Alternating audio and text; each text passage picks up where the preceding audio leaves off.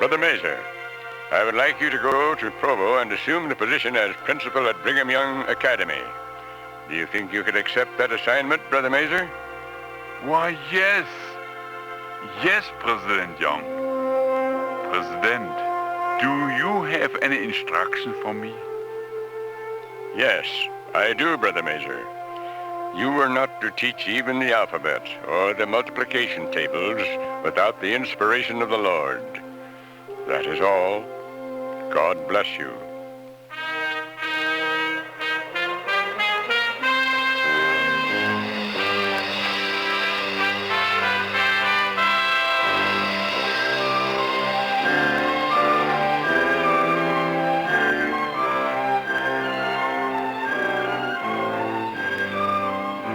Not even the alphabet or the multiplication tables without the inspiration of the Lord. A phrase that has become the touchstone of an institution that has given direction to thousands upon thousands of lives. None are left who could remember the tremendous struggles that Brigham Young University faced in those earliest days. These new pioneers of learning also had their visitation of crickets to thwart the growth of their young crop. Carl G. Mazer was a great teacher. The new academy soon became his very life. This devotion he was able to transmit to his beloved students and to the faculty. The Lewis Building, first physical home of the Brigham Young Academy. On January 27th, 1884, fire broke out and the Brigham Young Academy was gone. Only one day of classes were lost. Samuel Jones offered the use of his business building, and the Brigham Young Academy campus included the ZCMI warehouse, private homes, any roof and four walls. The shaky future of the academy was finally given more stability when church and community leaders decided upon a new building on 5th North and Main, now University Avenue. When Carl Mazer left the academy in 1882 to become superintendent of the LDS church schools, Benjamin Clough Jr. became principal. Under the 34-year-old Clough, what had been essentially an elementary and high school would now make the transition to a full-fledged college. The Church of Jesus Christ of Latter-day Saints incorporated the academy in 1896, assuming legal and financial responsibilities. In November 1903, Brigham Young Academy became Brigham Young University. George H. Brimhall became the next president of BYU. The campus extended to Temple Hill. President Joseph F. Smith officiates at the laying of the cornerstone of the Mazer Memorial Building in 1909. During Brimhall's time, many young men who would leave their mark on the world were graduated. Henry Aldous Dixon, Ernest L. Wilkinson, Harvey Fletcher, and Franklin S. Harris. The Roaring Twenties, Provo, Utah version. The frontier look was fading fast, to be replaced by the stereotype of every American town.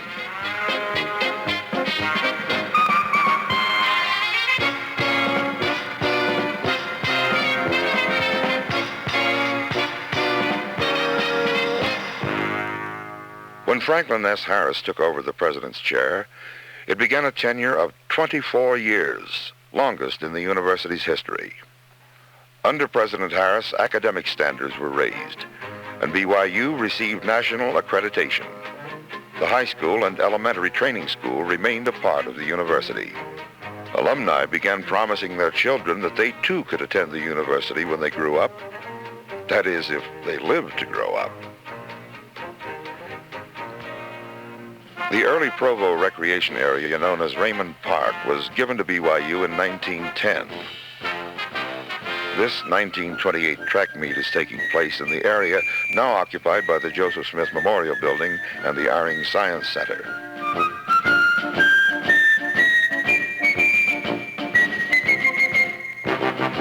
A remarkable view of the permanent campus, 1928.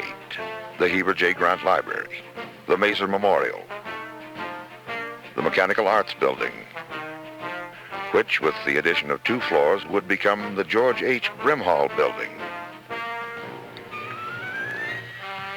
Those big cottonwoods in the background remained for many years. The last one was removed in 1974 to make room for the addition to the Lee Library.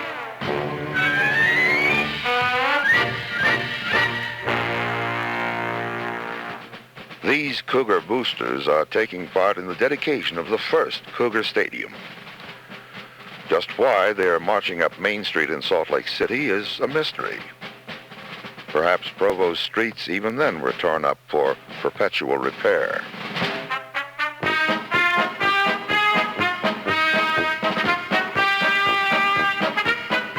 Among the dignitaries at the dedication are President Heber J. Grant, with BYU President Franklin S. Harris.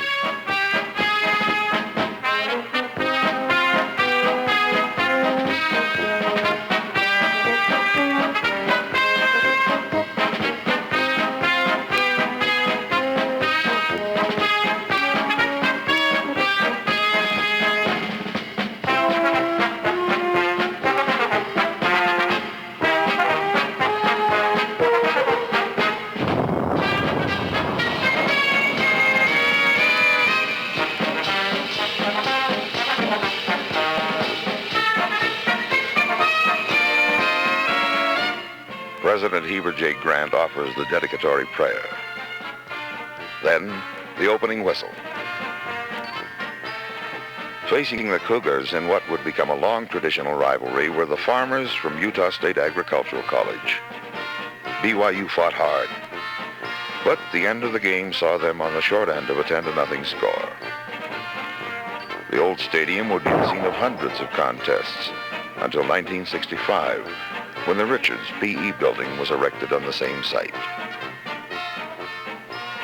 1930, the Great Depression, the time of the tightened belt, when Mother learned to turn frayed collars and Dad learned to cobble shoes. And how many ways could you fix macaroni? At BYU, the curriculum was extended to include the arts of the kitchen and the science of skimping. And this will show you what you can do with a few flour sacks. The 1933 edition of the Banyan arrives, and editor Otto Doan inspects his brainchild. It was a time when nobody wore beards, so male students competed in a beard-growing contest. This was the best they could do during those days of scarcity. Touché!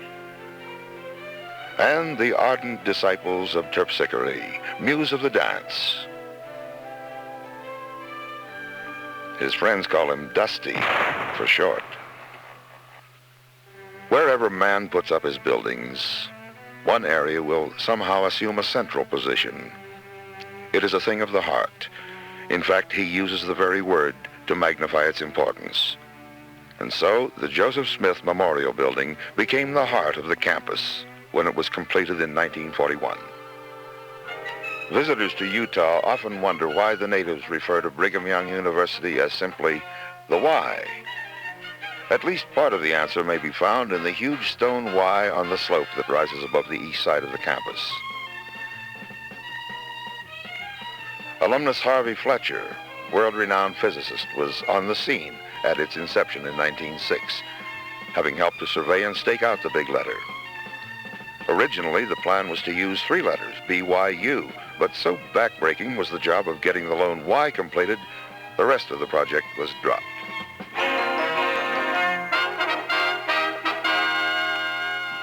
Franklin Harris resigned in 1945 to become president of the Utah State Agricultural College. Harris was succeeded by another of the remarkable men who have led Brigham Young University, Dr. Howard S. McDonald. President McDonald came on the scene just after World War II, and just in time to face the deluge of students, which were then inundating every institution of learning in the country, thanks to the GI Bill. To handle the overflow, MacDonald acquired now vacant Army barracks and other buildings as make-do classrooms, offices, and even living quarters for married students. Construction on the superb Eyring Science Center was begun. Plans for the George Albert Smith Fieldhouse were also authorized. MacDonald also established a student health center and secured vital salary advantages for the faculty. BYU students have always had the benefit of the counsel of the general authorities, men like J. Reuben Clark, Richard L. Evans, and John A. Whitsoe. This was the time when the key word was expansion. The student body increasing in size and strong purpose. The growing faculty giving new emphasis to scholarship. But BYU, like colleges everywhere, had a lively existence beyond the groves of academe.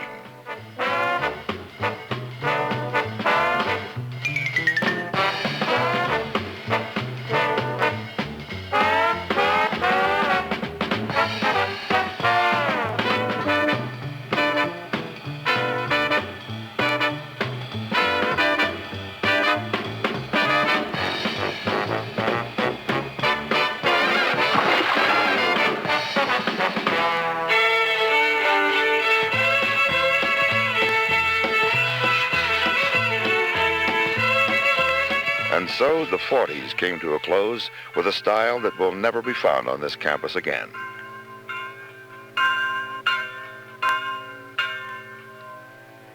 Brigham Young University, 1951. Still a relatively small institution, but no one could imagine, let alone foresee, the amazing future the next 2 decades held for BYU.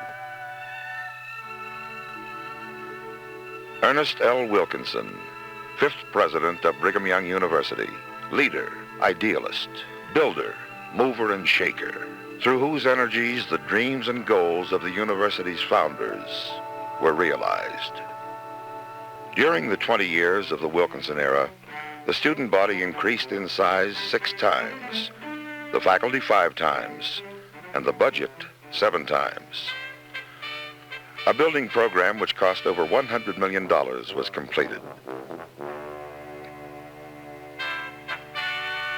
With overcrowding in every area, every existing structure had to be expanded or its function replaced, such as the Heber J. Grant Library and the old Cougar Eat eating place located in the basement of the Joseph Smith Memorial Building. Over the years, the Cougar Eat was the scene of much action, but was replaced by the much larger facility in the Wilkinson Center. Ernest Wilkinson, in the role of builder, is apparent in the construction of the Smith Fieldhouse, Heritage Halls, the McKay Building, McDonald Health Center, Helaman Halls, the Motion Picture Studio, the Smith Family Living Center, the Smoot Building, the Harold B. Lee Library, the Wilkinson Center, the Harris Fine Arts Center, Deseret Towers, and construction was begun on the Marriott Center. And now, during the Wilkinson years, the fulfillment of old prophecy began. They came not only from the continental United States and Canada, but from across the seas, as if a great ingathering had been heralded, a clarion call to enlightenment and a reaffirmation of faith.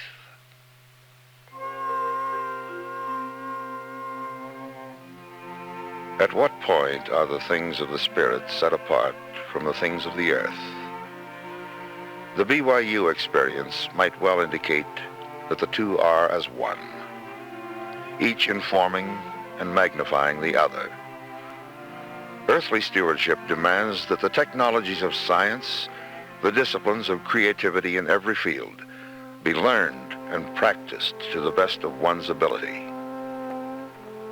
The faces of the faculty change with the passage of time, but the goals of the truly dedicated teacher do not. One of the great accomplishments during the Wilkinson years was the vast improvement in scholarship among the student body.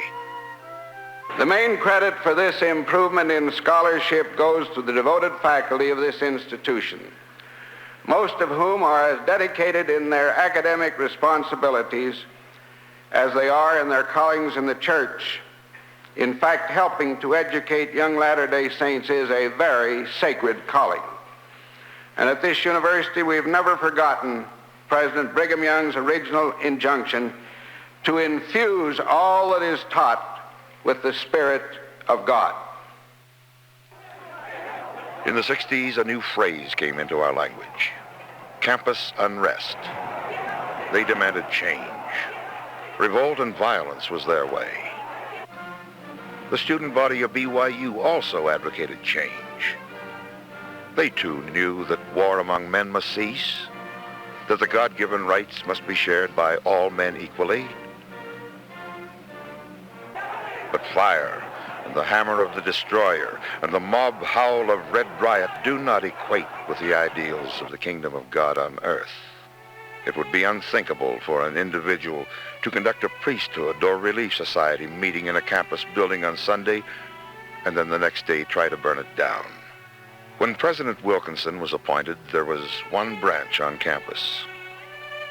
At the end of his tenure, the church activity of students on campus had swelled to 10 stakes and 98 wards. Lest anyone get the idea that the students and faculty of BYU are academic drudges or pious bores, we'll let the following disabuse such notions.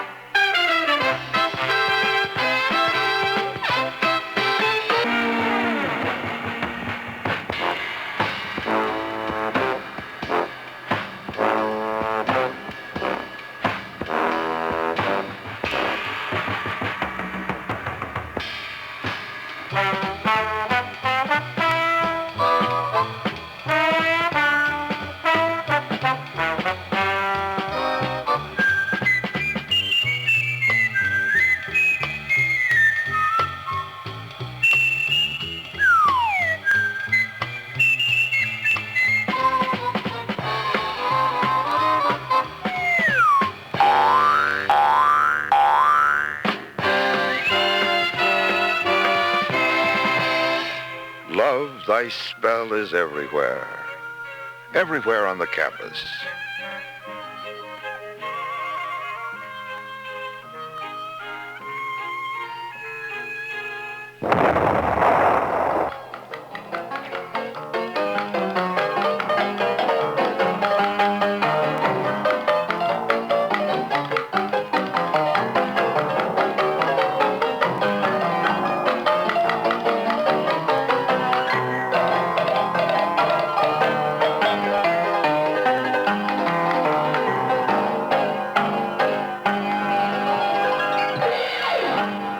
Sports have always been an integral part of the BYU picture. But back in the years when Red Grange and Chick Harley were making football history, BYU was not exactly the Notre Dame of the West.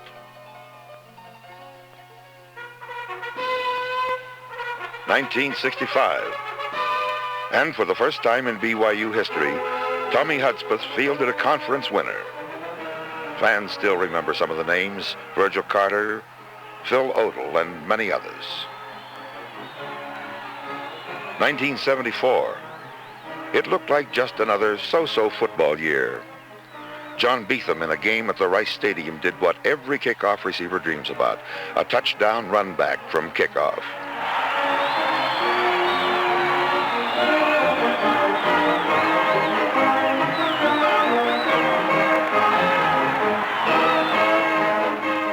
Coach Lavelle Edwards found a magic wand somewhere and transformed his Cougars into a beautiful Cinderella team.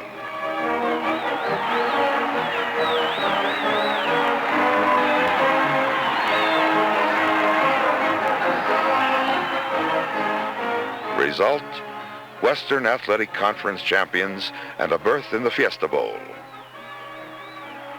But early in the game, star quarterback Gary Scheide was out of the game for good with a badly injured shoulder. So, you lose a few. For more than a score of years, basketball at BYU was linked up with the name Stan Watts. It was a great brand of basketball, presided over by a great coach.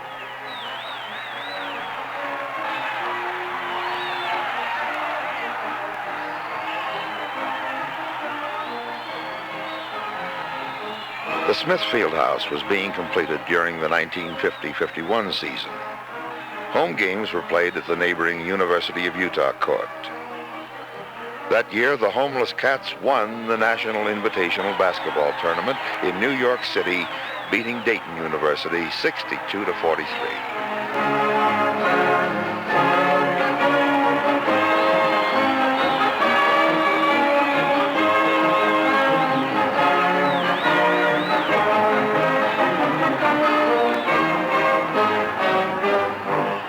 1966. The Cougars faced a strong NYU team in Madison Square Garden in the final game of the NIT tournament. National television audiences watched the boys from Provo outclass their Eastern adversaries. Under the superior tutelage of Stan Watts, Cougar basketball teams won 8 conference championships. Since the Western Athletic Conference came on the scene in 1962, BYU has always been the team to beat.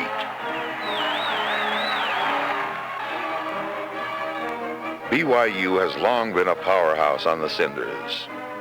Track coach Clarence Robinson's Harriers and Heavers have won 14 conference championships during his 26 years as coach. 1970 saw the Cat Track team tied with 2 other schools for the NCAA championship.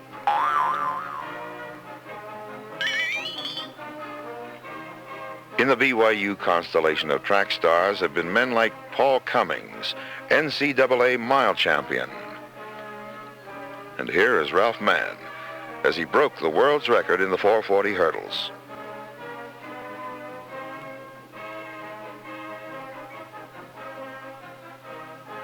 In the pool, the ring, on the court and diamond, wherever men pit their strength and intelligence, BYU maintains a proud record. Since 1962, only once has BYU not received the Western Athletic Conference honor known as the All-Around Sports Supremacy Trophy.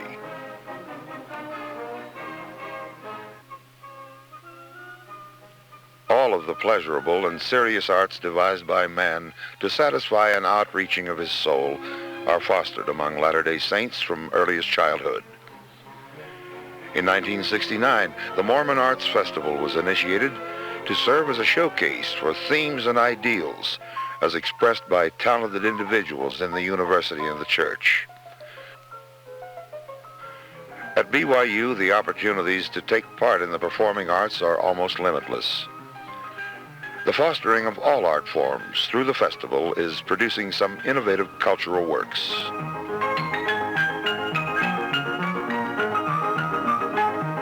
The talented students who make up the university's performing groups are now traveling extensively throughout the world.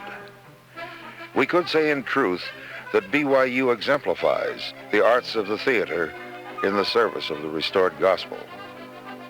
1965.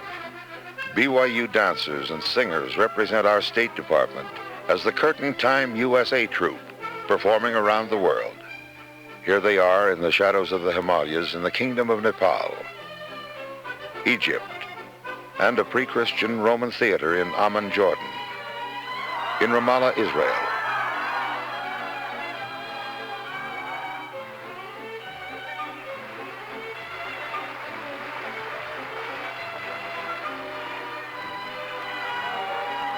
While the BYU students carry their message to the world, many members of the bright world of fame come to BYU.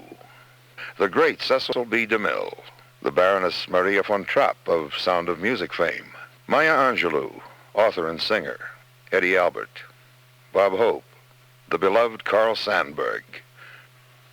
One February morning in 1971, at the devotional assembly President Wilkinson made his usual announcements of campus events. But there was something in the air, something felt by everyone in the Smithfield House. May I, first of all, for the benefit of the news media, report that between 5 and 7 this morning, I had a number of calls asking if I was retiring. The answer was a resounding no. And that was the correct answer, for I'm not retiring, I'm merely changing jobs.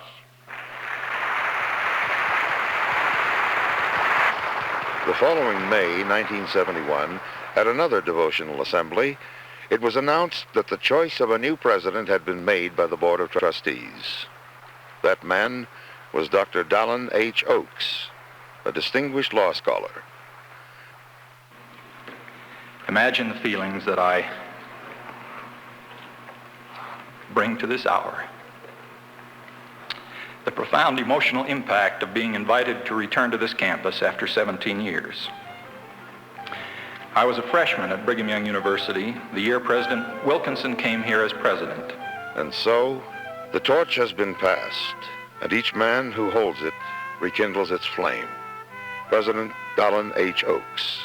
Brigham Young University is now what many in the past dreamed it would become. BYU has not only achieved scholastically, but has proven to be a different kind of university.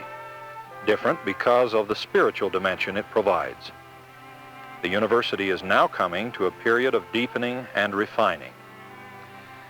As we find it appropriate in this centennial year to look back with appreciation on what has been provided for us, we must also be conscious that each of us is sowing where others will reap, and that a wise Father who presides over this and every harvest will hold us accountable to provide as we have been provided for.